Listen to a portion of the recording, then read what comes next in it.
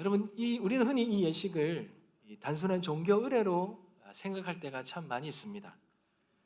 하지만 이 예식은 우리를 향한 주님의 깊은 사랑과 은혜를 되새기는 그런 거룩한 시간입니다.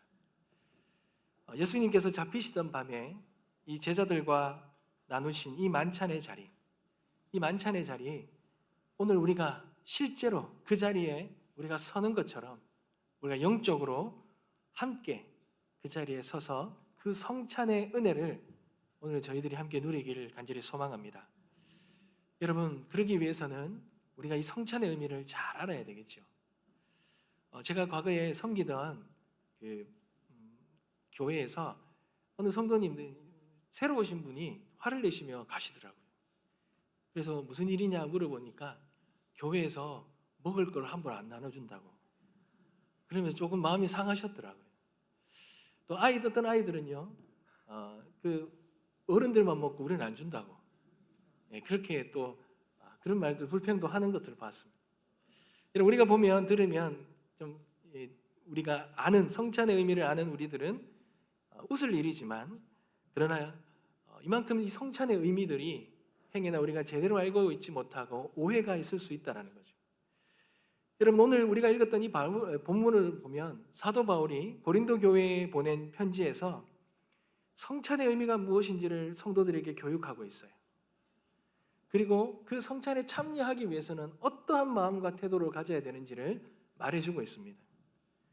여러분, 특별히 이 성찬은 우리가 세 가지의 아주 중요한 부분들을 우리가 붙들어야 되는데, 이것이 은혜이기도 하고 우리가 갖추어야 할 마음이기도 합니다. 세 가지입니다. 기념하고, 선포하고, 돌아보는 자리입니다. 이 성찬의 자리는 기념하는 자리이고, 선포하는 자리이고, 돌아보는 자리인데, 여러분, 이 세 가지의 은혜를 우리가 잘 깨달아서 우리에게 허락해 주신 이 거룩한 만찬이 우리를 향한 주님의 그 깊고 크신 사랑과 은혜를 우리가 풍성히 누리는 그런 복된 은혜의 성찬 시간이 되시길 주님의 이름으로 축복합니다. 여러분, 첫 번째로 성찬은요, 여러분, 기념하는 자리입니다. 기념하는 자리. 24절인데요. 우리 다 같이 한번 읽어보겠습니다. 24절 읽겠습니다. 시작. 축사하시고 떼어 이르시되 이것은 너희를 위하는 내 몸이니 이것을 행하여 나를 기념하라 하시고. 아멘.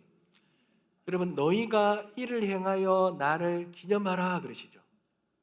그러니 예수님은 떡을 떼시면서 이것은 내 몸이다, 너희를 위하여 찢겨진 내 몸이다, 이렇게 주님이 말씀하셨어요. 여러분, 주님의 몸이 이 찢겨진 것은요, 우리의 죄를 위해서, 우리의 상처를 위해서, 우리의 절망을 위해서, 그리고 우리가 심판받아 마땅할, 우리가 받아 마땅할 모든 심판을 대신 짊어지심으로 하나님의 무한한 사랑의 이 찢기심으로 주님의 살이 찢기신 거예요.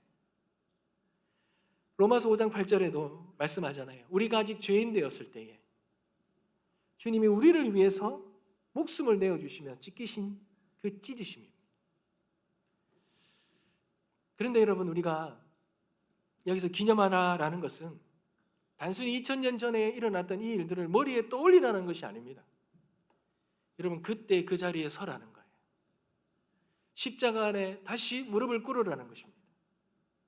그리고 그 찢기심이 우리에게 어떠한 은혜를 주었는지, 어떠한 찢기심으로 주님이 찢기셨는지, 그것을 우리가 깊이 기억하라는 것입니다. 여러분, 구약의 이스라엘 백성들에게 이 애굽에서 종살이하던 그 삶에서 해방되는 삶을 기념하는 날이 유월절이지요. 어린 양의 피가 문설주에 발라졌을 때 죽음의 사자가 그 집은 그냥 유월에 넘어가는 것입니다. 여러분, 성찬은 바로 이 구약의 이 유월절이 성취된 사건입니다. 히브리서 9장 12절 말씀에 염소와 송아지의 피로 하지 아니하고 오직 자기의 피로 영원한 속죄를 이루사 단번에 성소에 들어가게 하셨느니라. 아멘. 여러분, 구약 시대에는 나의 이 죄로 인해 이 목숨은 염소와 송아지의 피로 잡아야 돼요. 근데 이 피가 온전하지 못하니, 이 제사가 온전하지 못하니 계속해서 성전에 나올 때마다 이걸 잡아야 되는 거예요. 근데 예수 그리스도께서 이 십자가의 어린 양의 피로 죽으심으로 우리에게 새로운 언약을 맺어주신 거예요. 예수께서 친히 새 언약의 어린 양이 되셔서 그 십자가에서 찢기시며 흘리시는 그 피로 우리가 죄로 인하여 흘려야 되고 찢겨야 되는 우리의 이 죄의 결과를 주님이 대신 짊어지심으로 죄와 사망의 사슬에서 영원히 해방되어서 이제 죽음이 지배하는 이 땅의 삶이 아니라 영원한 생명으로 살아가는 하나님의 백성으로 삼아주셨다는 것입니다. 여러분, 그러니 우리가 어찌 이 떡을 뗄 때마다 우리를 구원해 주신 그 주님, 그 대속의 은혜를 어찌 감사하지 않을 수가 있겠습니까? 여러분, 이 성찬을 우리가 행함으로써 우리가 죄와 사망에서 이제 해방되었다. 그리고 하나님의 나라의 백성으로 삼아주셨다는 그 구원의 감격이 충만히 누려지시길 간절히 소망합니다. 여러분, 두 번째로 성찬은요, 선포하는 자리예요. 여러분, 26절인데요. 다 같이 한번 읽어보겠습니다. 26절입니다. 시작. 너희가 이 떡을 먹으며 이 잔을 마실 때마다 주의 죽으심을 그가 오실 때까지 전하는 것이니라. 아멘. 여러분, 성찬은 단순히 우리가 과거를 기억하는 것을 넘어서는 거라고 말하고 있어요. 그리스도의 죽음과 부활과 그리고 다시 오시는 이 재림의 소망을 세상에 선포하는 행위라는 것입니다. 이 성찬이. 그러니 성찬은 어쩌면 우리가 침묵 속에서 어떤 말을 하지 않을 수 있어요. 침묵 속에서 거행되는 이 성찬이지만 그러나 이 성찬은 복음의 선포라는 것입니다. 우리의 삶의 고백이라는 것입니다. 우리가 그리스도의 피 아래에 있는 사람이라는 것을 세상 속에 선포하는 행위라는 것입니다. 여러분, 성경에서 가장 강력한 선포의 삶을 살았던 자들이 바로 이 사도들인데요. 사도행전 1장 8절에 보면 예수님이 이 사도들에게 아주 유명한 말씀을 하시지 않습니까?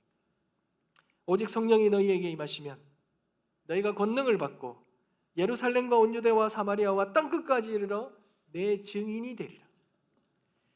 여러분, 성찬에 참여하는 행위가 바로 증인된 사명을 감당하는 행위라는 것입니다. 공적으로 우리에게 부여되는 사명이 부여되는 시간이라는 거예요. 우리는 떡과 잔을 취하면서 주님의 그 죽으심, 우리를 위하여 죽으신 그 주님을 이 세상에 전파하는 증인된 자로 우리가 부름을 받았고 그 사명을 전하는 자는 삶을 우리가 선포하며 살아가는 자라는 것이 행위를 통하 이 성찬을 통하여 우리가 증명되는 시간이라는 거예요. 사랑하는 성도 여러분, 미국의 유명한 목사이자 작가인 필립 얀시가 이 십자가의 의미를 이렇게 말했어요. 성찬은 나는 십자가의 은혜로 사는 사람이다 라는 것을 드러내는 일종의 표지라는 거예요. 여러분, 우리가 이 십자가를 목에 걸거나 차에 걸고 다니면 우리는 그리스도인입니다. 우리는 십자가의 은혜를 입은 사람입니다 라는 고백 아니겠습니까? 이 성찬이 이와 같다라는 겁니다. 성찬은 우리를 위하여 죽으신 그 주님, 그 주님의 피를 입고 그 찢기신 살을 입은 우리가 그 주님을 위하여 살아간다는 것. 여러분, 이것이 고백하는 삶. 근데 우리가 성찬을 참여하면서도 이기적인 삶을 살아가고 불의와 타협하고 그리스도의 사랑을 전혀 보여주지 못한다면 여러분, 이 성찬은 우리에게 아무런 의미가 없는 그냥 의례적인 종교적인 행위로 전락하고 만다라는 것입니다. 여러분, 우리는 이 성찬을 통해 우리는 십자가의 은혜로 사는 사람입니다 라는 이 믿음의 고백이 있어야 될 줄 믿습니다. 받은 사랑, 여러분, 우리가 정말 감당할 수 없는 큰 은혜와 사랑을 받았습니다. 여러분, 우리가 믿음 생활한다는 건요, 잘해서 열심히 해서 구원받기 위한 삶이 아닙니다. 우리는 받을 수 없는 은혜를 받았어요. 하나님의 아들 되신 예수님이 자기 몸을 찢으시며 피를 흘리시며 우리 대신 죽으심으로 우리가 영원한 생명을 얻었잖아요. 그러니 감사하니 주님, 이제 그 주님 전하며 살겠습니다. 그 주님 증인된 삶을 살겠습니다. 감사하며 살아가는 것이 신앙 삶이라는 거예요. 사랑하는 성도 여러분, 성찬 가운데 이런 우리의 믿음의 고백이 있게 되시길 주님의 이름으로 축복합니다. 여러분, 세 번째는 성찬은 기념하는 자리이고 선포하는 자리이다. 마지막으로 돌아보는 자리라는 거예요. 28절입니다. 우리 다 같이 한번 읽겠습니다. 시작. 사람이 자기를 살피고 그 후에야 이 떡을 먹고 이 잔을 마실지니. 아멘. 사람이 자기를 살피고 그 후에 이 떡을 먹어야 되는 거예요. 여러분, 성찬은 축복의 예식이지만 여러분, 합당하게 참여하지 않으면 죄를 먹고 마시는 것과 마찬가지라고 했어요.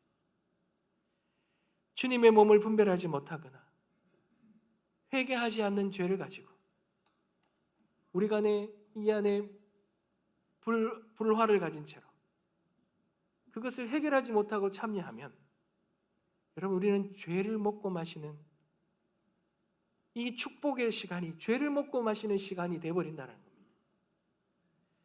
여러분, 성찬에 앞서서 우리는 우리 자신을 돌아봐야, 우리의 가정을 돌아봐야 하고 우리의 공동체를 돌아봐야 합니다. 여러분, 수술을 받으려면 수술 받을 상태의 몸인지 아닌지를 여러 가지 검사를 하잖아요. 심전도 검사도 하고 혈액 검사도 합니다. 어떤 염증이 있는지, 어떤 몸에 수술 받고 수술을 하는 그 모든 시간에 어려움을 겪지 않고 충분히 받을 수 있는 몸인지를 검사하지 않습니까? 근데 그걸 검사하다가 알지 못했던 질병이나 병이 발견되면 그거 다 치유되어야 그 다음에 수술이 진행되지 않습니까? 여러분, 마찬가지라는 거예요. 여러분, 성찬에 우리가 참여할 때 우리가 우리의 자신을 돌아봐야 돼요. 우리의 가정을 돌아보고 우리의 공동체를 돌아보고 우리의 모든 걸 돌아보면서 내가 깨닫지 못하고 알지 못하는 이 죄를 발견한다면 이 죄를 주님 앞에 가지고 나와 회개함을 통하여 이 성찬의 은혜를 우리가 온전히 누릴 수 있다는 것입니다. 사랑하는 성도 여러분, 성찬에 앞서 우리의 죄를 직면해야 합니다. 가려져 있는 것, 깊이 가라앉혀져 있는 이 교만, 그 교만이 있다면 내려놔야 합니다. 우리의 마음에 끊이지 못하는, 내려놓지 못하는, 포기하지 못하는 죄악이 있다면 여러분, 회개해야 합니다. 우리 안에 미움과 다툼이 있다면 온전히 내려놓고 하나님 앞에 무릎으로 나아가 진심으로 회개하며 주님의 그 성찬에 합당한 자로 서야 될 줄 믿습니다. 사랑하는 성도 여러분, 우리 주님은요, 우리가 죄인인지를 이미 알고 계셔요. 그렇기 때문에 이 성찬을 제정하신 것입니다. 마태복음 9장 12절에 보면 주님은 건강한 자에게는 의사가 쓸데없고 병든 자에게라 쓸데가 있느니라 말씀하셨잖아요. 그러니 성찬이라는 것은 우리가 병자임을 인정하고 치유를 구하는 자리라는 것입니다. 주님, 우리가 우리의 죄를 진실로 고백합니다. 그렇게 주님 앞에 진실로 고백하며 나아갈 때에 주님은 우리의 모든 더러운 옷을 벗기시고 의의 옷을 입히실 줄 믿습니다. 요한일서 1장 9절 말씀처럼 만일 우리가 우리의 죄를 자복하면 그는 미쁘시고 의로우사 우리 죄를 사하시며 우리를 모든 불의에서 깨끗하게 하실 것이다. 사랑하는 성도 여러분, 우리는 자격이 없지만 그러나 이 성찬의 참여함을 통하여 우리의 이 자격 없음을 돌아보고 우리의 부족함을 돌아보고 우리의 약함을 돌아보고 우리가 주님 앞에 온전히 회개함으로 받을 수 없는 그 크고 놀라운 은혜를 받은 하나님의 거룩한 백성답게 하나님의 이 십자가의 은혜를 누릴 수 있게 해주시는 그런 놀라운 성찬의 은혜가 우리에게 임할 줄 믿습니다. 여러분, 이 은혜를 다 누리게 되시길 주님의 이름으로 축복합니다. 어느 한 교도소에 성찬식을 드릴 때 일어났던 이야기입니다. 어느 목사님이 의뢰의 교도소 안에서 그 죄수들과 함께 예배를 드리다가 1년에 한두 번씩 이 성찬 예식을 거행했다 합니다. 근데 어느 날 그 성찬 예식을 거행하는데 한 제수가 목사님이 나눠주신 이 잔과 떡을 손에 들고는 먹지를 못하는 거예요. 그리고는 눈물만 흘리는 거예요. 목사님이 그 모습을 보고 그 제수를 찾아가서 왜 그러십니까? 왜 성찬에 참여 못하십니까? 라고 그렇게 물으셨대요. 그랬더니 그분이 이런 말씀을 하시는 거죠. 목사님, 저는 단순히 남의 물건을 훔치고 사기치고 그렇게 온 사람이 아닙니다. 저는 사람을 죽인 사람입니다. 사람을 죽인 죄인입니다. 그런데 어찌 내가 예수님의 몸을, 예수님의 피를 받을 수 있겠습니까? 그는 그 자신의 그 죄, 씻을 수 없는 그 죄, 그 죄를 때문에 그 주님의 몸과 피를 받지 못한다고 그렇게 울며 있었던 거예요. 그때 목사님이 다시 그 죄인의 제수의 손을 붙들고는 그가 쥐고 있는 그 떡과 잔을 붙들고는 조용히 말씀하셨어요. 형제님, 그분이 찢기신 이유가 바로 형제님 때문입니다. 우리 모두는 다 죄인입니다. 우리는 우리의 마음으로 얼마나 많은 사람들을 죽이고 우리도 다 살인자입니다. 그런데 그 모든 죄, 씻을 수 없는 그 죄, 그 죄의 값을 대신하여 우리 주님이 피 흘리시고 찢기신 것입니다. 그러니 그 주님이 흘리신 피와 몸을 먹고 마시며 그 주님의 성찬에 참여하며 주님의 십자가를 통해 우리 주신 은혜를 누리기를 원합니다. 그 목사님의 말에 그 죄수가 오열하며 무릎 꿇으며 그의 삶을 진심으로 회개하고 그가 주님을 영접하는 그런 놀라운 은혜를 누렸다고 합니다.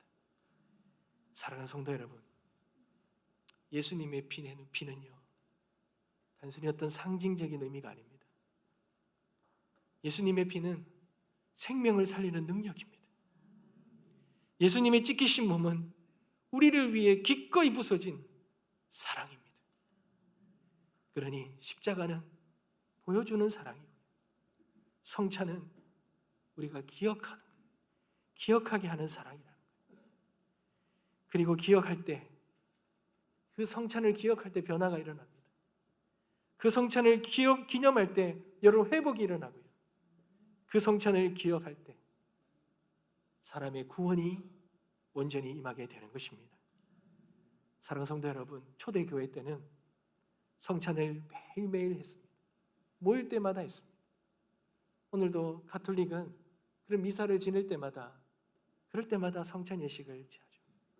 그런데 오늘날 우리 개신교회들은 여러 가지 이유를 통해서 성찬을 그렇게 매일 드리는 것이 아니라 1년에 몇 번 기념하여 그렇게 시행합니다. 그러다 보니 여러분 여러 가지 이 성찬의 의미가 우리가 잊어버리게 돼요. 기념하라 그랬는데 우리가 기념하지 못하고 기억하지 못하고 희미해지게 된다는 거예요.